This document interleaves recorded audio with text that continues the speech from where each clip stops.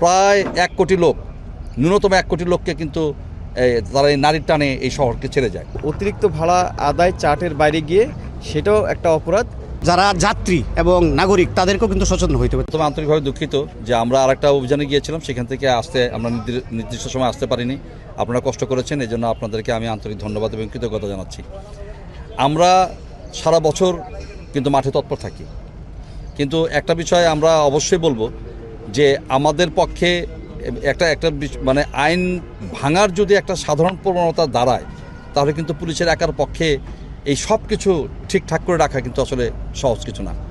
তো আমাদের মন্ত্রণালয় মিটিং হয়েছে, আমাদের মাননীয় স্বরাষ্ট্রমন্ত্রী মহোদয় আমাদেরকে নির্দেশনা দিয়েছেন, আমাদের সড়ক পরিবহন মন্ত্রী, সড়ক পরিবহনের প্রতিমন্ত্রী মহোদয় থেকে শুরু করে সংশ্লিষ্ট মন্ত্রণালয় আমাদেরকে নির্দেশনা দিয়েছেন যে আমরা এই বিষয়টা অত্যন্ত মানে কঠিনভাবে এবার দেখতে যাচ্ছি যে কোনো অবস্থাতেই এই শহরের মধ্যে চলাচলকারী যে সমস্ত গাড়ি, সে সমস্ত গাড়ি আপনারা জানেন, যারা সেগুলো গাড়ি স্বল্প পাল্লায় চলাচল করে সেগুলো কিন্তু দূরপাল্লা গাড়ির মতো অত বেশি সক্ষমতা তাদের থাকে না।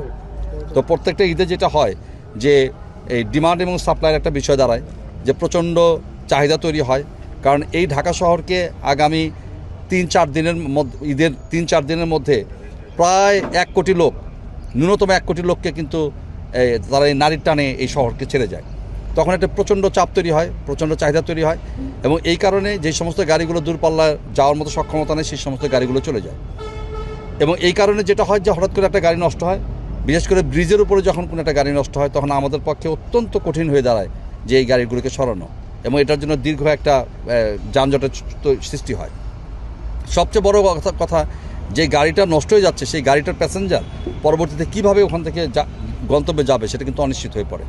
তো এই জিনিসগুলো এড়ানোর জন্য আমরা এবার খুবই সচেষ্ট, আমরা অভিযানগুলো শুরু করেছি, এবং আমরা আশা করি যে আপনাদের সবাই যদি আপনারা আমাদের সঙ্গে থাকেন, আপনারা যদি সময় মতো আমাদেরকে একটু জানান, কারণ সবখানে আমরা সবসময় থাকতে পারি না, ওরা অনেক দেখা যায় গভীর রাতে এই কাজটা হচ্ছে, কিন্তু আপনারা যারা সাংবাদিকবৃন্দ আছেন আপনারা কিন্তু সব নিয়মিত মাঠে থাকেন, তো আপনারা দয়া করে আমাদেরকে জানাবেন।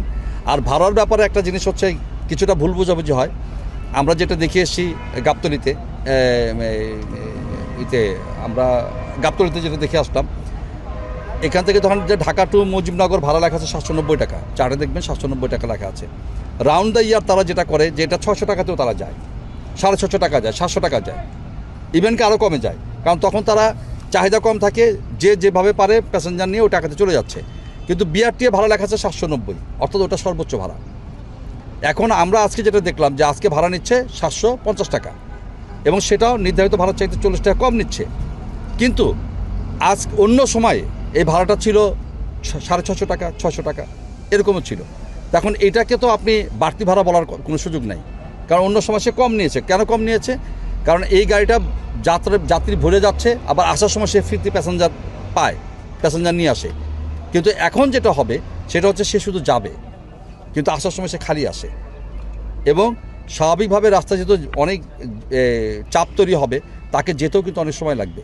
তাহলে এই যে একটা মালিক যাওয়া এবং তার জন্য বাড়তি সময়, বাড়তি তেল, সব কিছু যে মিলে তার একটা বিষয়, এটাই কিন্তু একটা মানে প্রচারের ক্ষেত্রে আমরা যেন অবশ্যই বস্তুনিষ্ঠ যে বিষয়টা আছে সেটা আমরা প্রচার যেন আমরা করে থাকি, আপনারা করেন, এবং এটাতে যেন ভুল বোঝাবুঝি না হয়, এটা হচ্ছে আমার বিনীত অনুরোধ। স্যার, কদিন ধরে কোমরে ব্যথা। এসপি হাসপাতালে চলে যাও। এসপি হাসপাতাল, প্রতিভাদীপ্ত চিকিৎসক ডক্টর এস চক্রবর্তী, অপারেশনবিহীন হাঁটু, কোমর, প্যারালাইসিস সহ আন্তর্জাতিক মানের চিকিৎসা ও রোগ মুক্তির নিশ্চয়তা। এসপি হাসপাতাল, অত্যাধুনিক চিকিৎসা সেবায় অতুলনীয়। আসলে কি, আমি সবসময় একটা জিনিস বলি যে এই যে ট্রাফিক ব্যবস্থাপনা, এই রাস্তাঘাট, এগুলো কিন্তু আসলে একটা দেশের সংস্কৃতির একটা অংশ, পার্ট অফ দ্য কালচার আমরা বলে থাকি। এখন দেখেন, এটার ইউজার কিন্তু আমরা সবাই। এখন আমরা যদি সবাই মিলে, এটার ইউজার আপনি, এটার ইউজার আমি, এটা ইউজার হচ্ছে আমাদের সাধারণ মা, আমাদের সাধারণ বোন, সবাই, আমাদের স্কুল যে বাচ্চা যাচ্ছে সবাই আমরা শুধু উচ্ছেদ করব, আবার বসবে, আবার যাব, এটা তো হতে পারে না। এখানে ক্ষেত্রে কিন্তু আমাদের জনমতের একটা প্রয়োজন আছে, এটার ক্ষেত্রে নাগরিক সচেতনতার বিষয় আছে, এটার ক্ষেত্রে কিন্তু আপনারা। সুতরাং আমরা সবাই মিলে সম্মিলিতভাবে যদি আমরা চাই যেটা হবে না, তাহলে এটা ইনশাল্লাহ হবে না। তো আমরা নতুন সরকার এসছে, আমাদেরকে এই সমস্ত নির্দেশনা দেওয়া আছে, আমরা তৎপরতা শুরু করেছি, এবং আমরা বিশ্বাস করি যে আপনারা সবাই যদি আমাদের সঙ্গে থাকেন, ইনশাল্লাহ আমরা এগুলো করতে পারব। ভাড়াটা যদি মাত্রাতিরিক্ত, থ্যাংক ইউ ভেরি মাচ। ভাড়াটা যদি মাত্রাতিরিক্ত হয়, আমাদের স্বরাষ্ট্রমন্ত্রী মহোদয় বলেছেন, আমাদের সড়ক পরিবহন মন্ত্রী বলেছেন যে এই জাতীয় যদি ঘটনা ঘটে, আমরা যেটা প্রমাণ পাই, তাহলে তাদের রুট পারমিট পর্যন্ত বাতিল হয়েছে। ফিটনেসবিহীন গাড়ি, তো ফিটনেসবিহীন গাড়ি বাজারে এই রাস্তাঘাটে যেগুলো চলছে সেগুলোর বিষয়ে আমাদের অভিযান শুরু হয়েছে এবং এটা অভিযান ঈদ এবং ঈদের পরেও চলবে, এটা অব্যাহত থাকবে। এবং যদি অতিরিক্ত ভাড়া আদায়, এটাও ঈদের সময় অনেক হয়, তো অতিরিক্ত ভাড়া আদায় চার্টের বাইরে গিয়ে সেটাও একটা অপরাধ। সেখানেও আমরা ভিজিবল আছি, আমরা মাঠে আছি, আমাদের সামারি ট্রায়াল এবং মোবাইল কোর্টের মাধ্যমে আমরা এই বিষয়ে আমাদের কার্যক্রম অব্যাহত রাখবো ইনশাল্লাহ। এটা সবসময় চলে, তবে এই সময় সাধারণত ভাড়ার বিষয়টা বেশি দেখা যায়, যে অতিরিক্ত ভাড়া আদায়ের প্রবণতাটা এই সময় একটু বেশি, এজন্য আমরা এই জিনিসটা এখন বেশি ফোকাস করছি। আর ফিটনেসবিহীন গাড়ির বিষয়টা আমাদের নিয়মিত মামলা কিন্তু হয় আমার কোর্টে, সেখানে আমি সামারি ট্রায়াল করি, তবে এখন আমরা মাঠেও থাকবো। অবশ্যই অপরাধ, এবং এটা সড়ক পরিবহন আইনের ৭৫ ধারার একটি অপরাধ, এবং এখানে শাস্তি কিন্তু ৬ মাস পর্যন্ত জেল আছে, জরিমানাও আছে। তো আমরা ক্ষেত্র বিশেষে আমরা প্রথমে প্রিভেন্টিভভাবে যাব, আমরা প্রথমে সতর্ক করব, এবং তারা সতর্ক না হলে আমরা স্পটেই সাজা, জরিমানা, ক্ষেত্র বিশেষে দুটোই করব। আজকের এই অভিযানটা পরিচালনা করা হয়েছে কারণ আপনারা জানেন একটা গাড়ি ভিতরে দেখা যাচ্ছে, বাইরে থেকে দেখা যাচ্ছে নতুন, কিন্তু ভিতরের যে ইঞ্জিন বা চেসিস এগুলো তো আমরা এক্সটার্নালি চোখে পড়তেছে না। তখন এই গাড়ি ঈদ উপলক্ষে অনেক সময় রিজার্ভ নিয়ে দূর অঞ্চলে চলে যাওয়া হয়, যেখানে আসলে যাওয়ার কথা না, বিশেষ করে দিনাজপুর, রংপুরের দিকে গাড়ি চলে যায়, রাস্তাঘাটে দুর্ঘটনা ঘটে, অনেক সময় পরে থাকে, রাস্তাঘাটে যানজট সৃষ্টি হয়, অনেক সময় অ্যাক্সিডেন্টে মানুষ মারা যায়।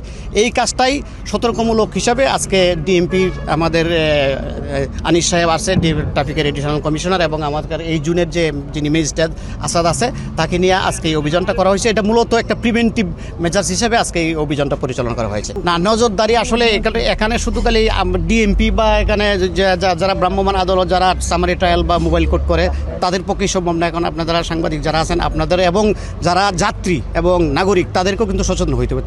তাদেরকে বলতে হবে যে এই গাড়িটার 40টা সিটের ক্যাপাসিটি আছে, আপনারা এখানে 45টা সিট অ্যাডজাস্ট করছেন, এই কারণে আমাদের বসতে অসুবিধা হচ্ছে। এগুলো আপনাদের অধিকারগুলো আপনারা নিজেদেরকে আদায় করতে হবে।